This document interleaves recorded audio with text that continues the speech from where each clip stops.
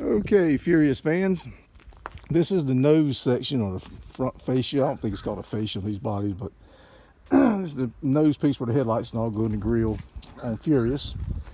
And I did a little lightning, been drilling holes in this darn thing, and finally finished. You can see a little rust. I've been working on this about 2 weeks, on and off, and I'm done with it. It feels lighter to, I don't know, 2-3 pounds maybe. And you say, well, that doesn't matter, but I've gone through this car and done that from one end of the car to the other, and it adds up. So well, I'm getting ready to mask off the back side of this grill so it won't bleed through, and then I'm going to paint this with that primer that inhibits rust, and let it dry for a little bit, and then we'll move on and hopefully get this thing installed in the next day or two. Well, I got it top coated in the Rust Performer stuff, or Rust Reformer I think it's called, made by Rust-Oleum. Says it needs to cure for 24 hours before you top coat it, so I guess I'm done with this for the day.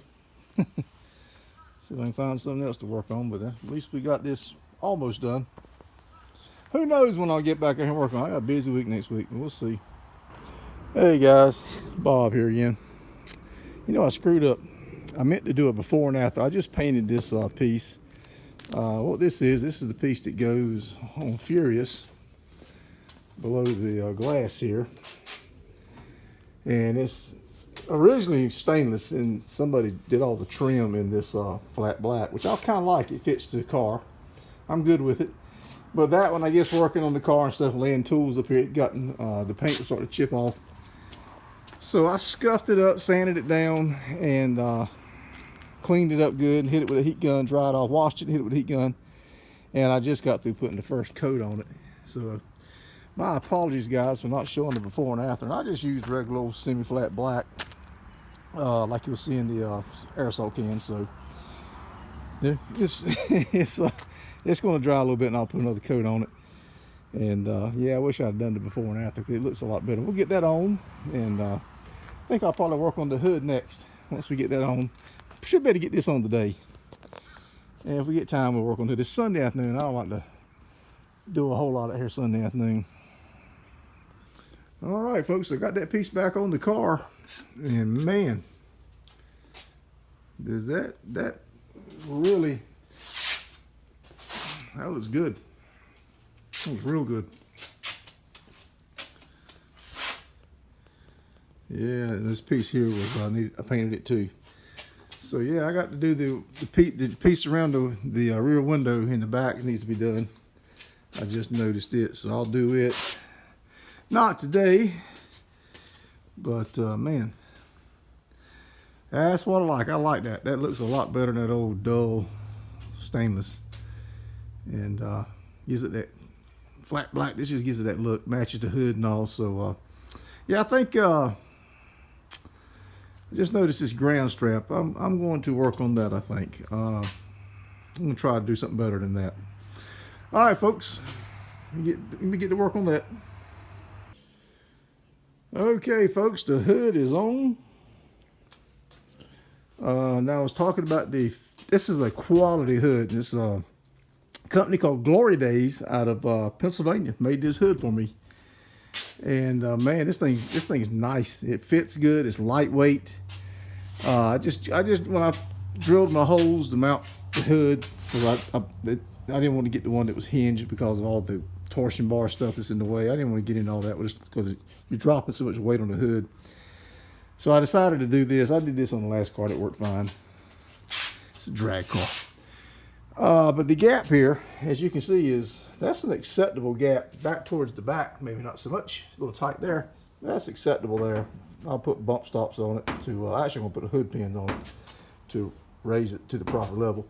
But on this side, the gap is not acceptable. I mean, look at that, folks. So what I got, I went and got my big old trusty 10-pound maul hammer. I think what I'm going to do, I'm just going to beat this fender in, hit it in a few key spots, along the way. Maybe hit it right up here. Probably hit it right in here 3 or 4 times, and maybe twice right in here. And what that should do, that should knock this fender back in. That way I won't have to realign the hood. That's my thinking, folks. Am I right there? I believe that's how the body shop would do it. They would just, you know, a couple good whacks here, and there, and bam, that fender's right in there, perfect. Okay. I hope y'all know I'm joking, right? Some of y'all probably don't know that. Yeah, I'm just joking. Now, what I got to do, I'm probably have to shim that side there over this way. Not sure how I'm gonna do that yet. I got to get up in there and look at my engineering my masterful engineering that I did. See if I can't just shim these over, these brackets, go to L-shaped brackets onto the factory brackets.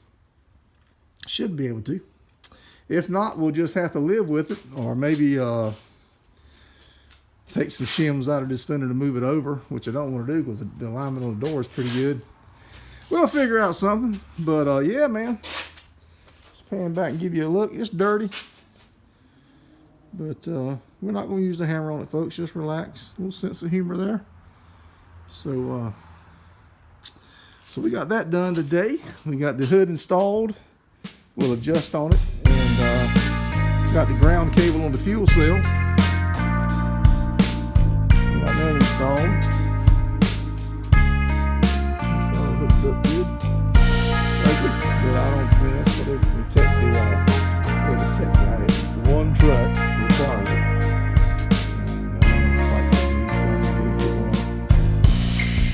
But yeah, I gotta fix this latch. Still gotta do that. It's wobbly.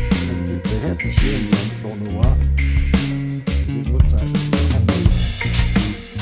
Alrighty, I guess the next thing we'll do is we'll get the hood pins and we'll get the hood shim like I want it, and I'll get my gaps like I want, then we'll put the hood pins in.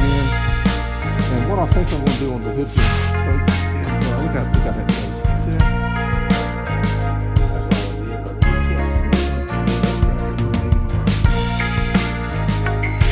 I just shit over. Now the bump stops here, I'll just take those out.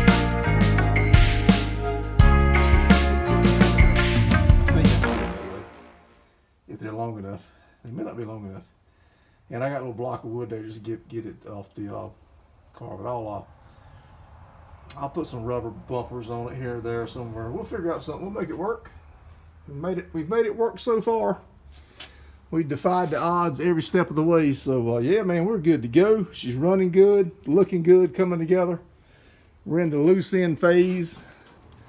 And yeah, I do plan to have it on the track. It looks like it's going to be next month though. Big part of that is customer work. I just got stuff I'm doing for other folks on their cars.